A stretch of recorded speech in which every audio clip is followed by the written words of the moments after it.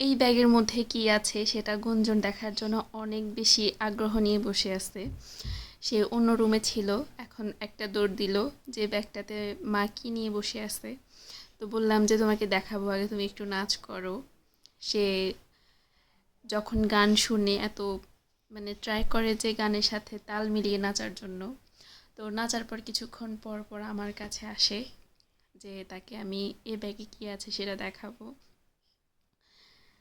তো আমি খুবই হাসতেছি যে গানের তালে তালে নাচার ট্রাই করে, আর দেখা যায় যে অনেক জায়গা দিয়ে নাচ মিলিয়েও যায়। তো যাই হোক, এদিকে তার অবশেষে তার ইচ্ছা পূরণ করলাম, ব্যাগটা খুললাম। আর ব্যাগের মধ্যে আছে একটা ইয়ামি বার্গার। আর সবসময় বার্গার কেনার পর আমার মনে হয় যে না, বার্গারটা নিয়ে আমি ঠকেছি, কিন্তু না, এই বার্গারটা অনেক বেশি মজা ছিল। আর ছিল একটা স্যান্ডউইচ। তো দুটা খেতে অনেক বেশি মজা। আর শীতের সময় বাসায় বসে এরকম ইয়ামি ইয়ামি বার্গার আর স্যান্ডউইচ খেতে তো অনেক বেশি ভালো লাগে।